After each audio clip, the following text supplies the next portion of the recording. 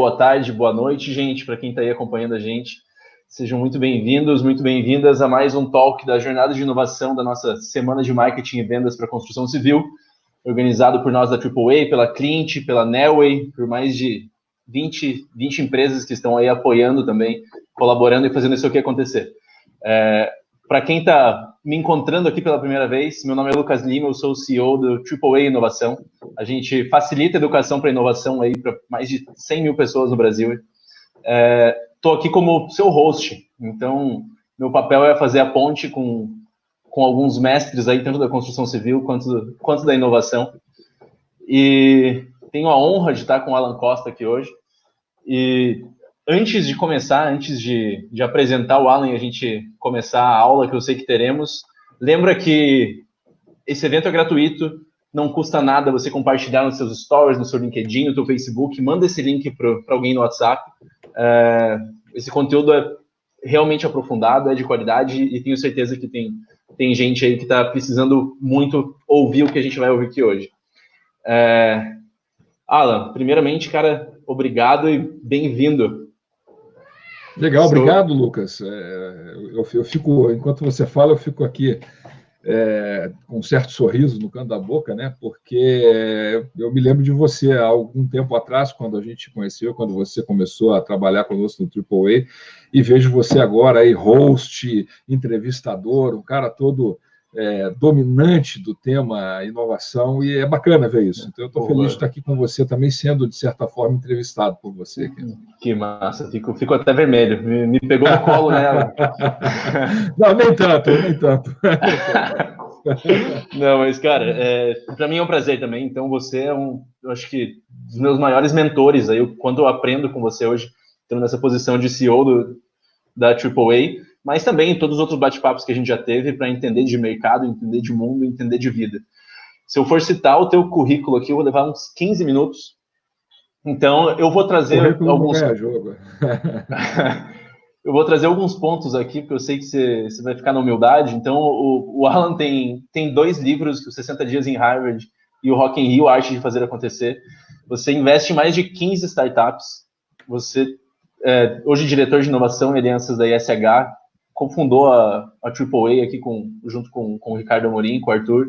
Você é cofundador do Curitiba Angels. Cara, já me perdi aqui, porque é muita coisa.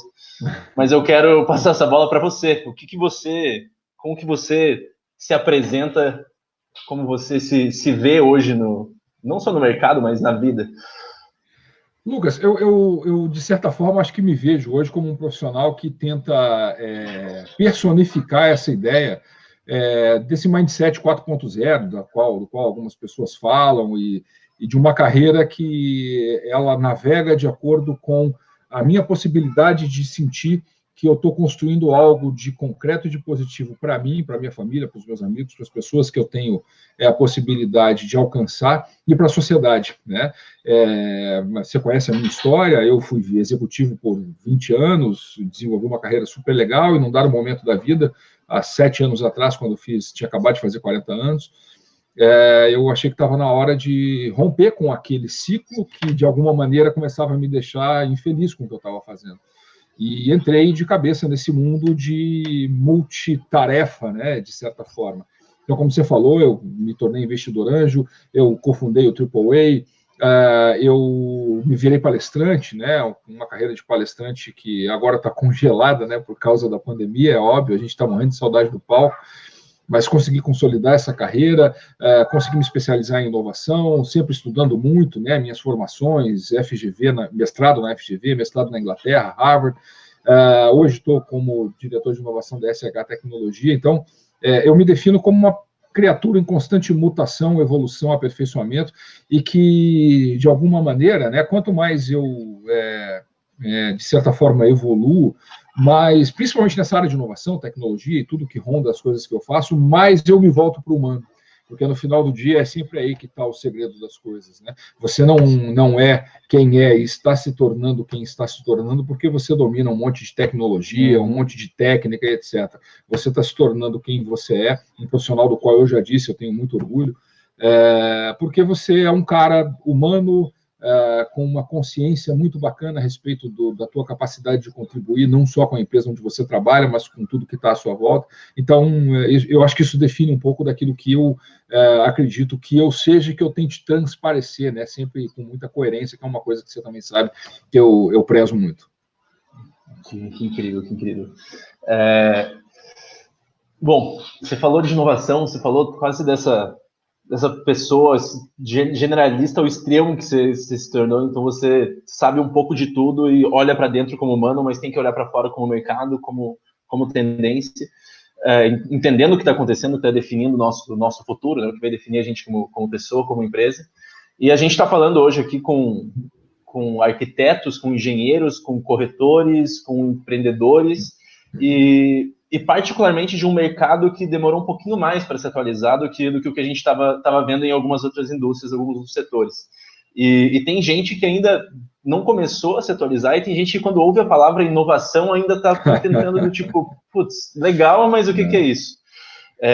Imaginando que a gente está na estaca zero aqui, como que a gente deve começar a entender inovação? Lucas, eu costumo brincar com isso, né? Muitas vezes dizendo que inovação no Brasil é meio sexo na adolescência, né? Todo mundo fala, mas quase ninguém faz de verdade aquilo que fala. Inovação virou meio que moda e virou uma moda, de certa forma, ruim.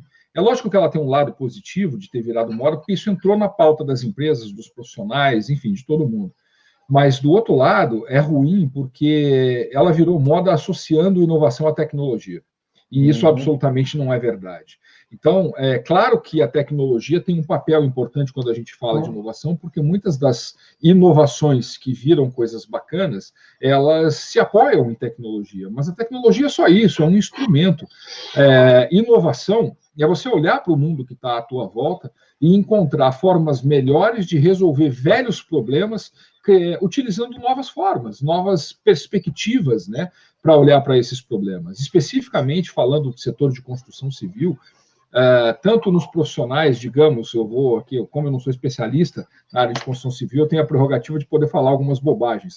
Mas, então eu vou dividir esses profissionais da construção civil entre os profissionais criativos, digamos assim, que são os arquitetos, aqueles que concebem os projetos de um prédio, de uma obra, de uma indústria, de uma casa, enfim, e os profissionais que sem nenhuma classificação de categoria mais ou menos importante, mas que são os menos criativos, os mais executores, que são as construtoras, a forma como aquilo que é criado pelos arquitetos e por alguns engenheiros é entregue pelos engenheiros e pelos profissionais que estão no restante da cadeia. E tanto de um lado quanto do outro, é comum pensar em inovação como coisas mirabolantes, técnicas de construção mais modernas, etc.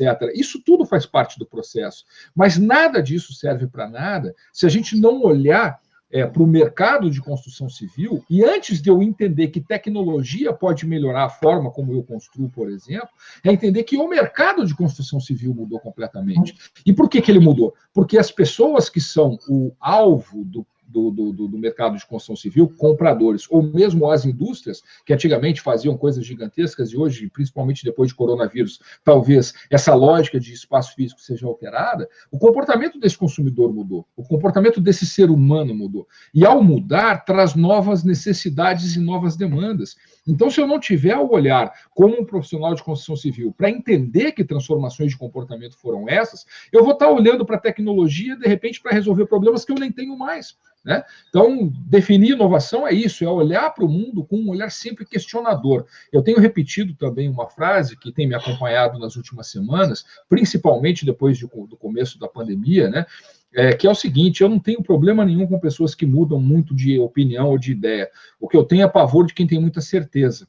E pessoas que têm muitas certezas, entre outras coisas, não conseguem ter espaço para inovação porque não se abrem para questionar as próprias certezas. Então, inovar é isso, é abrir mão de ter certeza, é abrir mão de querer ter razão em tudo e entender que no mundo em transformação que nós estamos vivendo, a coisa mais inovadora que pode existir é o olhar que a gente tem em relação ao mundo para perceber as transformações nele e aí sim criar novas soluções, novos produtos, coisas que atendam a essa nova demanda desse novo consumidor. Que legal, que legal. Basicamente, a gente está falando de reduzir o nosso nível de arrogância em relação à nossa especialidade também. Claro, sem dúvida, sem dúvida. Porque outra coisa que você... Conectando com isso, né, a construção civil é tipicamente uma área de profissionais de ciências exatas, também conhecidos como engenheiros. E engenheiro, cara, na cabeça do engenheiro, no treinamento que o engenheiro recebeu, isso não é culpa do engenheiro, isso é culpa do treinamento. Ele foi treinado para enxergar o mundo baseado em números muito racionais, muito concretos. Eu tenho que fazer a fundação de um prédio, aquilo é uma conta que diz o seguinte: se eu não fizer esse troço direito, esse prédio cai. E se eu quiser que ele fique de pé, eu tenho que fazer a conta direito. Então, isso torna, às vezes, até mais complexa essa tarefa de mudar o modelo mental. Porque não se trata de abrir mão das nossas convicções oriundas da ciência da engenharia, mas inovação não é uma ciência exata. Inovação é uma ciência comportamental, onde a gente tem que interpretar o mundo à nossa volta para poder ter atitudes, ideias e projetos que sejam inovadores. E a gente vem de uma ciência newtoniana determinista, né? Então, na faculdade X, Y é Y e ponto, e a gente aprende a executar isso dessa forma, né? Outro movimento que eu vejo, que a gente acompanhava há alguns anos enquanto eu estava começando a carreira, eram que todas as inovações e mudanças comportamentais, elas vinham quase num top-down, né?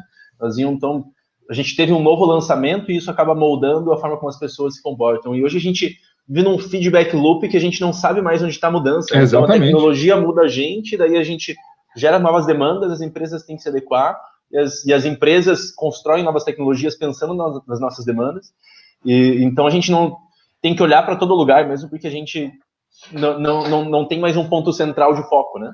Exatamente, e essa lógica top-down, ela absolutamente não funciona mais, por causa do que eu falei na resposta anterior. Ela passou a ser bottom-up, porque a inovação e as novidades e tudo que acontece acaba saindo cada vez mais da base, da necessidade do consumidor. Né? Se a gente olhar para o que a gente está vivendo agora, essa pandemia, né, tem muita gente falando do tal do novo normal, né? Eu não acredito tanto assim em novo normal, cara, porque vai ter um normal que vai ser diferente, é claro, porque a crise que nós estamos vivendo é uma crise de uma proporção que a gente nunca viu, porque ela é ao mesmo tempo econômica, política, social e sanitária, porque ela é uma crise de saúde, ela juntou tudo isso numa tempestade perfeita, então nós vamos ter sim mudanças. Mas essas mudanças não são por causa de tendências, essas mudanças são decorrentes do fato de que nós, seres humanos, vamos adotar novos comportamentos em função daquilo que a gente está vivendo agora. Porque essas tendências aí, das quais tanto se fala que vão se consolidar, não tem nada de novo. Home office, as pessoas vão trabalhar em casa. Cara, quanto tempo nós estamos falando de home office? O varejo vai ter que se reinventar porque as pessoas aprenderam a comprar pela internet. Há quanto tempo nós estamos falando que o varejo tem que se reinventar? Então você veja que se a gente vai passando por essas grandes tendências, né, que vão se consolidar nesse novo normal, de novo elas não têm nada. O novo é porque elas se consolidaram de uma maneira abrupta por um fenômeno externo. Mas é o mundo como sempre foi. O que vai mudar, volto a dizer, é o comportamento. E se conecta aí com o que a gente falou antes. Se eu quero, como um profissional da construção civil, entender como é que vai ser, entre aspas, e eu coloco sempre entre aspas, porque eu não gosto dessas palavrinhas que viram moda, mas se eu quero entender como é que vai ser esse novo normal, olhe para os seres humanos. E como é que o comportamento dessas pessoas vão se alterar em função do que a gente está vivendo. Quando a gente fala de comportamento, por exemplo, é sempre bom a gente olhar em perspectiva. Vamos olhar o que aconteceu depois da Segunda Guerra. Depois da Segunda Guerra, o grande medo das pessoas era passar fome, porque quem enfrentou a guerra na Europa não tinha o que comer. Portanto, uma das heranças da guerra era o medo da fome. Muito bem, vamos trazer isso para o nosso cotidiano. Qual é o grande problema que nós temos? O medo do contágio, da contaminação. Portanto, as nossas casas viraram o nosso espaço de segurança. Sabe qual é a consequência disso? É que nós vamos herdar, ao final dessa crise, o mesmo medo de contaminação, porque é o que está mais presente. Sim. Isso quer dizer que, por exemplo, para eu planejar espaços de convivência daqui para frente, esses espaços de convivência têm que ser pensados de modo a considerar a necessidade de fazer com que as pessoas que ali estarão se sintam em casa. Porque se eu não me sentir em casa nos lugares em que eu vou começar a ir, eu não vou sair de casa, porque eu preciso de segurança. Isso vai ser um valor muito fortemente defendido por nós todos depois da pandemia. Percebe? Então, quando eu falo de mudança de comportamento, é disso que eu estou falando. E daí vem as grandes dicas para a gente pensar em inovação. Conheça agora o Clint Educação. Explore materiais digitais, artigos, cursos exclusivos e ferramentas desenvolvidas para elevar o nível do mercado digital no Brasil. Perfeito. Então, o que você está dizendo, eu tenho certeza que já é um tapa na cara de muita gente quando a gente fala de inovação, está pensando na SpaceX e no último lançamento do Facebook, e como o WhatsApp agora vai fazer transação financeira também pelo WhatsApp. Então, a gente pode, não só pode, mas talvez precise sair desse escopo de tentar olhar para o que os caras lá na margem estão fazendo e começar a voltar para o nosso dia a dia. E daí você falou uma coisa muito legal, que é do tipo, quais são os meus medos pessoais, as minhas inseguranças e como elas também começam a afetar o mercado, né? De como eu me sinto em casa, de talvez eu quero uma casa maior, do tipo, será que eu vou voltar a trabalhar no coworking que a AAA estava, que a gente estava antes, sabe? Por várias dessas questões. Exatamente. Então, E isso que você falou do home office, por exemplo. Cara, essa é uma tendência clara. Não vai haver mais casa, apartamento, o que quer que seja, que não contemple a construção de um pequeno escritório lá. Porque as pessoas aprenderam a trabalhar em casa e as empresas entenderam que é bom deixar as pessoas trabalhando em casa. Lá na ISH, nós temos 350 pessoas que estão trabalhando em casa com uma produtividade significativamente maior do que a produtividade que tinham antes. Então, de novo, veja, é a mudança do comportamento. O comportamento das pessoas mudou porque agora estamos trabalhando em casa. Quando voltar a pandemia, nós vamos querer continuar trabalhando em casa. Que tipo de impacto isso traz na indústria da construção civil? Opa, se eu estou pensando em lançamentos agora, meu amigo, tira 2 metros quadrados de cada cômodo e bota em 10 metros quadrados que seja dentro de um escritório, porque as pessoas vão precisar desses espaços. Eu estou num apartamento que eu moro hoje, que é um apartamento bastante bom, um apartamento relativamente grande, mas onde eu não tenho escritório. A minha vida está virada no inferno, porque eu estou aqui, eu trabalhando aqui numa mesinha aqui, a minha mulher trabalhando ali do lado, quando eu estou falando aqui, ela está escutando ali, quando ela está falando ali, eu estou escutando ali, e a Mariana, que é a minha filha de 3 anos e meio, correndo para lá e para cá, brincando com a televisão, com não sei o quê. Cara, não pode ser assim. Então, sempre mudanças de comportamento geram oportunidades de inovação. Tá. E quando a gente está falando aqui, a gente está mergulhado nesse mundo, a gente consegue olhar para umas coisas e consegue perceber elas muito claramente. Mas quando eu estou na minha imobiliária, quando eu estou no meu empreendimento, estou fazendo a gestão, eu estou apagando incêndio toda hora, eu estou realmente... a gente tem dificuldade para ver além dos problemas que a gente está enfrentando no nosso momento.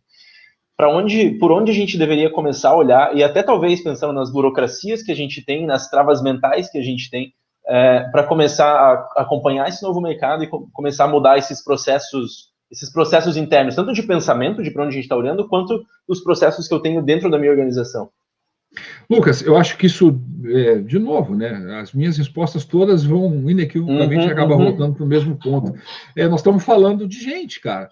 Então, quando você está falando de empresas que têm processos muito bem estabelecidos, não tem nada de errado com isso. É importante que se diga, empresas precisam ter processo, né? Porque senão também a gente vai naquela do movimento pendular, né? Não, o processo atrapalha, agora nós temos que ir para lá e deixar tudo sem processo. Não é assim que funciona. Agora, o fato de existir um processo pelo tempo que for, não é nem de longe justificativa para que esse processo continue existindo. O fato de eu entregar um determinado tipo de produto com um determinado tipo de valor, não é nem de longe justificativa para que eu continue entregando esse mesmo tipo de produto com esse mesmo tipo de valor.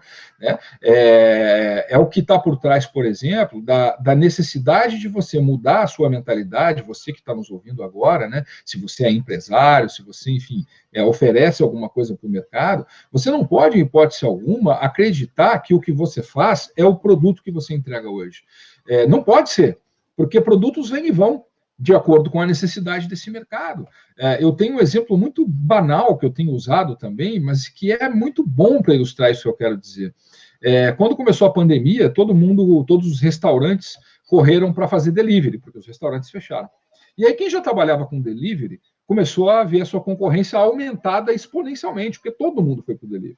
Aí uma pizzaria de delivery, lá de uma cidade do Nordeste, que eu infelizmente não me lembro qual era, mas sei que era numa capital do Nordeste, ela era uma pizzaria de delivery, ela olhou para o mercado e falou, caramba, velho, eu não vou conseguir mais vender pizza, porque está todo mundo vendendo de tudo para delivery. Se essa empresa pequena, uma pizzaria, pensasse em si mesma como uma empresa de pizza, esse cara provavelmente teria quebrado com excesso de concorrência. Mas esse cara olhou para o mercado e disse, cara, se meu mercado está se inundando, se tem tanta gente vendendo isso aqui, como é que eu posso utilizar as minhas competências, aquilo que eu sei, conectar isso com alguma mudança de comportamento que é percebida e ofertar alguma coisa diferente? E esse cara começou, ao invés de vender pizza pronta por delivery, ele começou a vender a experiência de brincar de pizzaiolo em casa. De que forma? Ele manda a mesma pizza, só que a pizza vai crua. Vai uma bolinha de massa crua, com as instruções para você abrir aquilo numa mesa enfareada, os ingredientes do sabor da pizza que você escolheu, e você, que, por sua vez, teve uma mudança de comportamento, que é o quê? Na pandemia, você está preso em casa, negão. Você não tem alternativa de lazer, você não pode ir para o parque, você não pode ir no shopping, você não pode ir no cinema, você está preso em casa. E lazer em casa é um negócio finito. Com 2 semanas de pandemia, nego não aguentava mais falar de Netflix e teve que aprender a conviver com a família. Olha que negócio maluco, né? E aí, cara, imagina que legal você poder proporcionar a experiência de você brincar com a tua família de pizzaiolo, ou mulher, a namorada, o namorado, o filho e tal. Vamos abrir aqui a pizza, vamos botar no forno, pô, que bacana, noite italiana, etc. Percebe? Não é o produto. Se ela se apegasse ao produto, ela não conseguiria criar isso. Ao criar isso, ela se destacou, saiu daquela confusão de todo mundo fazendo delivery e passou a entregar uma experiência que não tem necessariamente conexão direta com o produto. Se a gente traz isso para o nosso universo de construção civil, vai na mesma linha. Você não pode se considerar uma construtora de casa, uma construtora de prédio, um escritório de arquitetura de casa. Cara, é muito mais do que isso, né?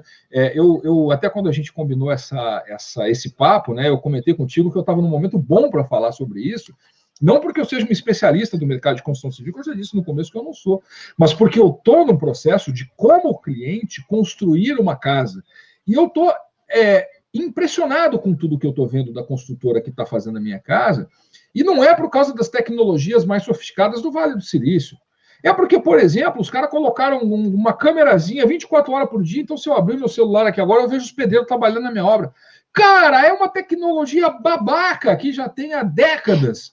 E o cara colocou isso aí, custa 50 reais por mês para ele colocar uma internet, uma câmerazinha lá, e ele me entrega um valor que eu olho e digo, cara, essa construtora é inovadora, porque ela está me entregando algo que para mim é importante. Eu sou um cara que sou controlador por natureza, até pela quantidade de negócio que tenho, gosto de ter o controle das coisas que estão acontecendo e tal.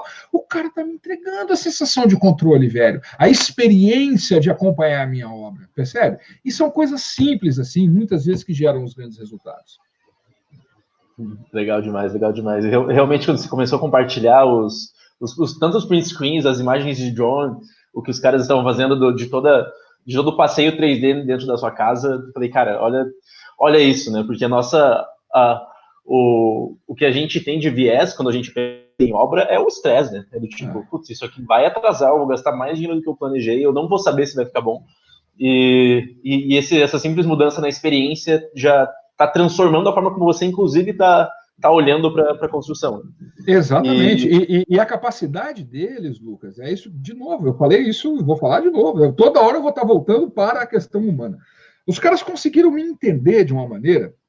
Eu, como um ser humano, que sou único, que sou diferente de você, que sou diferente da minha mulher que está sentada aqui do meu lado, que sou diferente da Mariana que está correndo por ali, cada um de nós tem os seus anseios, desejos, necessidades, etc. e tal. Aí você olha aqui, né? Eu estou com a camiseta da Eagle Rider de uma viagem de moto que eu fiz na Rota 66. Cara, eu só falo de moto o dia inteiro quando não estou falando de trabalho. Eu gosto dessa coisa, eu gosto de rock and roll, eu gosto de não sei o quê. Aí, sabe qual é o impacto disso? É que num dado momento do projeto da minha casa, os caras tinham que me dar uma notícia que ia ficar mais caro, velho, porque, enfim, por causa da complexidade do projeto que o arquiteto fez, etc. e tal. Eles me deram a notícia de que a casa ia custar mais caro e me deixaram feliz pra cacete, velho. De que forma? Eles falaram, veja só, isso aqui tem uma consequência aqui e tal, por causa da fundação, assim, mas nós vamos ganhar aqui embaixo um espaço aqui de não sei quantos metros quadrados, que você pode usar isso aqui para fazer uma man cave para você. Imagina só, você vai poder ter ali um espaço para receber teus amigos, para botar teus instrumentos musicais, teus negócios de moto e tal.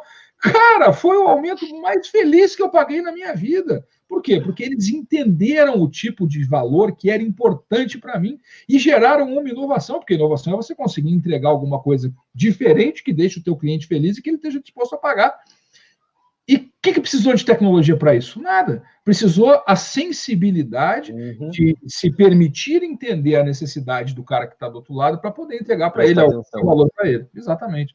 Perfeito. E isso me faz lembrar aí de algo que eu tenho levado muito para mim, que são, posso escrever os pilares ou a mandala da inovação que você trouxe, onde você sempre começa a olhar por três aspectos principais para inovação: a experiência, a conveniência e a eficiência. E a partir disso aqui você consegue ramificar em mil outros aspectos de gerar inovação. Você consegue compartilhar um pouquinho para a gente de como quem está dentro das empresas agora pode começar a ter esse viés? Claro que sim. Essa mandala da inovação, que vai virar livro daqui a pouquinho, está em revisão final aí, foi uma tentativa que eu fiz de tentar simplificar o entendimento de inovação para qualquer pessoa.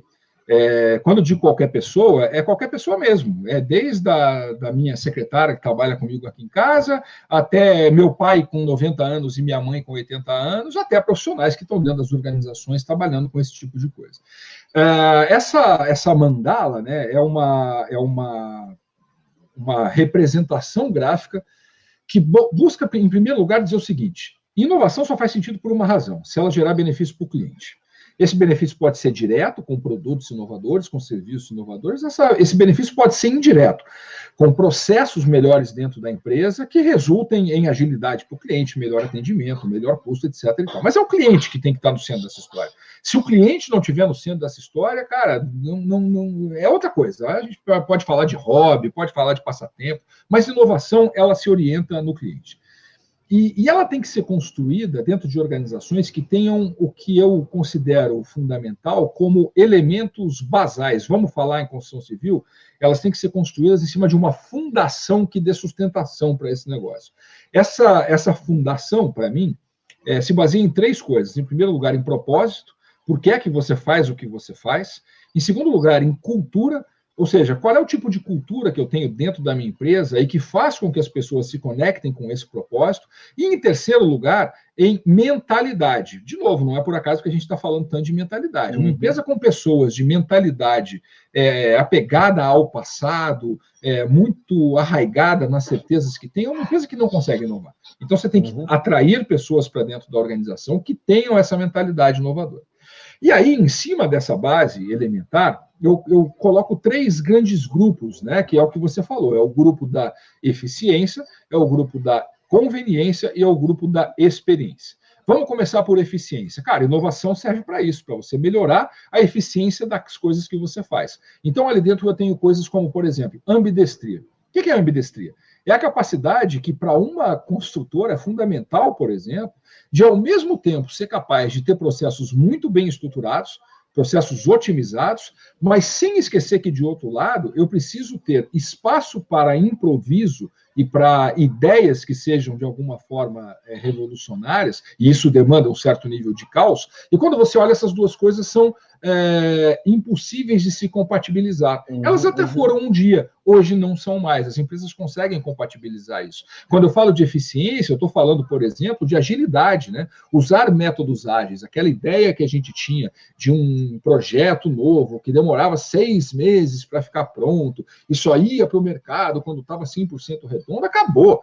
A lógica das startups mostra isso. As startups que conseguem ter sucesso, exatamente, são aquelas que conseguem ir para o mercado, testar, validar, volta, corrige, conserta, até encontrar o caminho. Então, quando eu estou falando de eficiência, eu estou falando muito nessa linha de utilizar a eficiência a serviço de processos inovadores. Muito bem. À medida em que eu criei um negócio baseado naqueles pilares que eu falei e que eu consegui agregar eficiência, o próximo passo é olhar para a conveniência. Ou seja, inovação é para entregar conveniência para o cliente. Eu acabei de dar um exemplo aqui. Uma câmera monitorando a minha obra 24 horas por dia é pura conveniência, né? E ali eu tenho coisas como a possibilidade de você automatizar processo, né? Eu tenho coisas como, por exemplo, você criar formas de poupar tempo dos seus consumidores. Eu gosto muito de um exemplo que vai me servir para o próximo bloco, que é o exemplo de uma casa de carnes aqui de Curitiba, né, que criou uma vending machine de carnes. Cara, isso é uma puta conveniência. Imagina você acordar domingo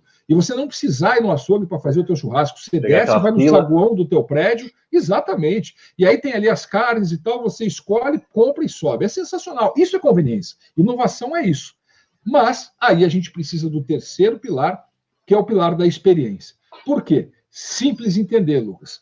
Eu posso ter uma geladeira de vending machine de carne no meu prédio, que é uma baita de uma conveniência, só que quando eu chego lá para comprar, só tem carne de pescoço, a máquina engole o meu cartão e eu saio de lá puto da vida, percebe?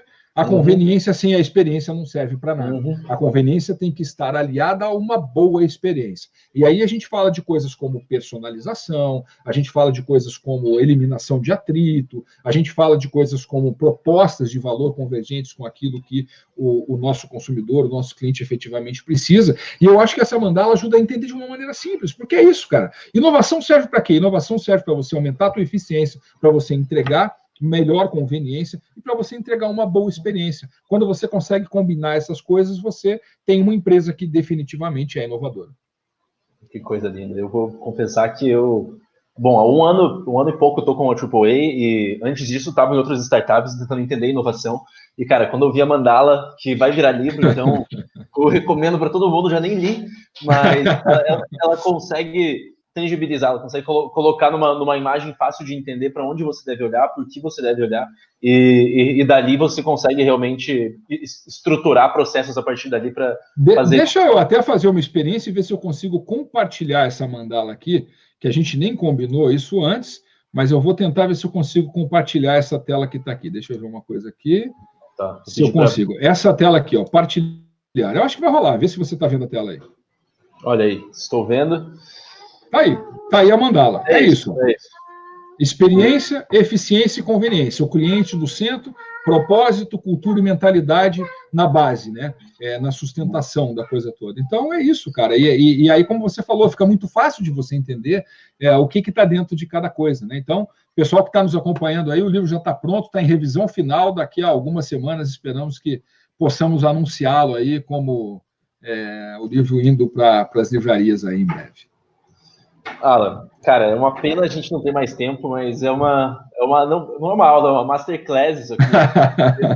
Para mim, eu tenho certeza que para quem está acompanhando a gente também está sendo extremamente rico. Para finalizar, eu quero pedir para você também compartilhar, quem quer saber mais do Alan, acompanhar as suas ideias, os seus projetos, onde que é melhor te acompanhar? Legal, eu tenho usado bastante Instagram, né? É uma mídia fácil de usar e tal. Ele está aí na tela para vocês, eu imagino, né? Alan Costa Real. Esse Alan é com 2 L's, né? Parece meio esquisito esse negócio de Alan Costa Real, né? Parece o LeBron James Real e tal, mas é porque eu tentei todas as combinações possíveis de Alan Costa que tinha e não consegui nenhuma. Então eu acabei tendo que colocar esse real aí no final. E por ali, pelo Instagram, aí você consegue acessar meu Facebook, meu LinkedIn, e se você botar no Google aí, o meu LinkedIn também está aí na tela, né? linkedin.com/in/Alan Costa com 2 L's.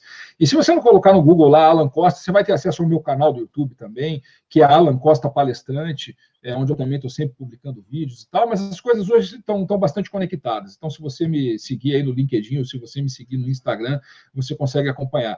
Eu tenho até também brincado um pouco com isso, né, Lucas? As pessoas, até muito por causa do AAA, costumam me associar muito com a ideia do especialista em inovação. E é verdade, eu estudo bastante inovação, estou escrevendo um livro sobre inovação, que está pronto, mas eu, mais do que especialista em inovação, eu me considero um aprendiz da alma humana, né? Então, eu também falo muito sobre carreira, sobre desenvolvimento pessoal, sobre coisas que eu acho que são relevantes e que podem ajudar as pessoas. Então, fica o convite para que você me acompanhe lá e vamos estar junto, que é sempre bacana trocar com quem está do outro lado. Não, que legal. Para a questão de entendimento, fica mais fácil colocar em caixinhas, né? Inovação, empreendedorismo, propósito, mas quando você mergulha nelas, você vê que está tudo conectado. Tá tudo exatamente. É isso aí. Cara, que honra, que prazer. Gente, para vocês todos que estavam aqui, acompanharam a gente, lembrem de compartilhar isso aqui, marquem o Alan, podem marcar a AAA também, marquem a Clint.